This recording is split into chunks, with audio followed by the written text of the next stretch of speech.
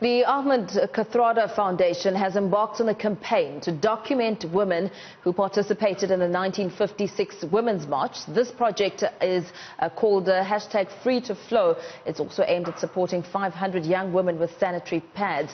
The foundation is encouraging people to donate 64 Rand or 640 Rand or more to commemorate the 64th anniversary of the 1956 Women's March. Joining us to talk a little bit more about this initiative is Irfaan Mangera, training officer at the Ahmed Kathrada Foundation. A very good morning to you. Thank you for your time. You're launching a roll call of honor to document as many women as possible who participated in the 1956 Women's March. Just talk us through some of your plans and initiatives, starting off with this call. Thank you for having me. Projects are basically going on, and the roll call is basically trying to make sure that we capture the history of all the women that participated in the 1956 Women's.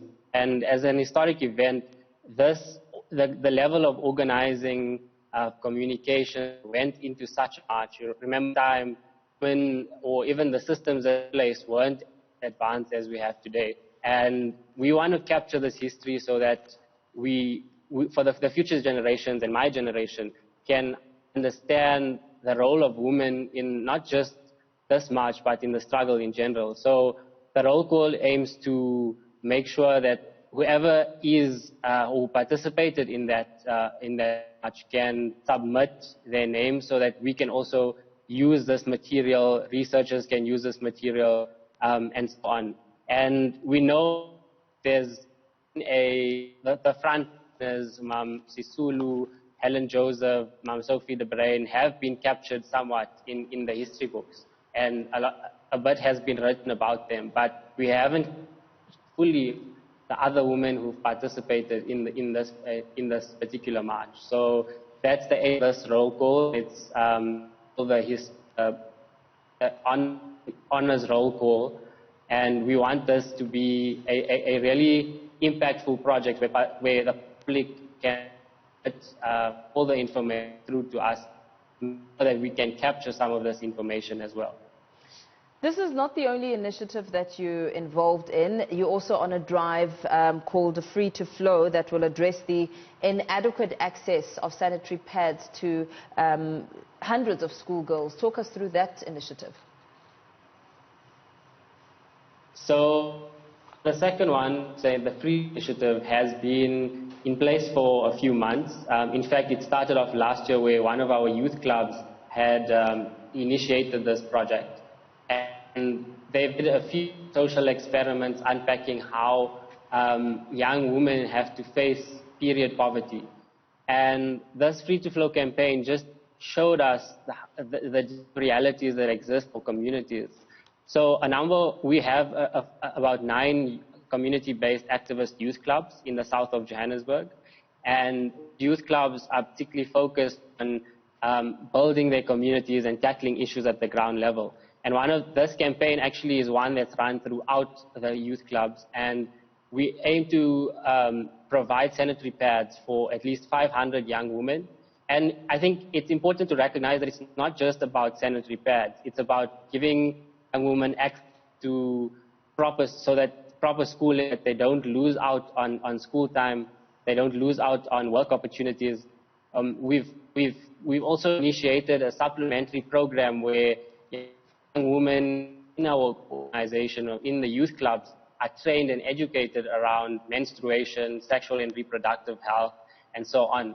And I think just in the last weeks, having the impact of COVID on our communities, those young women have come out to say, no, we need to establish this program so that more support and donate towards it. And what surprised me as a man was the conversations a lot of the men from our clubs were having around masculinities, but also should be contributing towards dealing with these issues. And I think that's why the Free Flow campaign has been impactful for us, because it's not about sanitary, it's about education, it's about training, and about having those discussions that are often uncomfortable in our spaces. You speak about uncomfortable conversations that need to be had within our spaces as we take a look and assess the position of women today, the huge inequalities, also learning that women are still very thin on the ground when it comes to top positions, and the research that's been done on the many inequalities and the abuse, the gender-based violence which has come to the spotlight. Why do you think that through the initiatives that you're launching, you are able now to reach those who would not have access to information that could save someone's life and also make significant changes to the life of a young woman in South Africa? I think it's the power of grassroots activism for me. So yesterday, my reflections focused on two key things, this campaign as well as the march that took place in 1956. And I think the power of grassroots activism that our technologies, beyond access to smartphones and, these big campaigns, and often we see huge events about women, like empowerment and so on.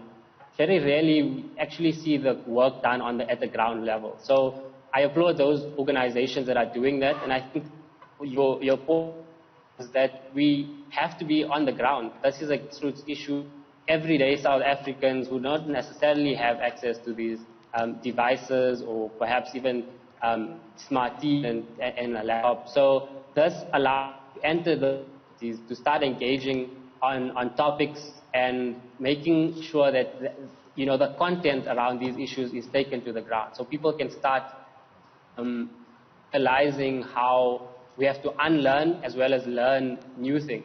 And I think the whole issue of gender-based violence has also on because the young women in our clubs, the young men in our clubs have also spoken tremendously around how it affects them and how communities themselves have yet to organize, deal with these issues. Where, for example, in a community, you have people protecting a particular person who who's actually a violent abuser. And by doing so, they hush and they silence the voices of the victims. And we shouldn't be allowing such to happen. And I think the work on the youth clubs has been, we engage young people at the ground, and they themselves can campaign and start working on how do they deal with it, how do they engage the stakeholders in their communities, which often don't really get as much attention to your normal events and so on. Thank you so much. Let's leave it there for now. Irfaan Mangera, training officer at the Ahmed Kathrada Foundation, speaking about some of the initiatives that their foundation has embarked on.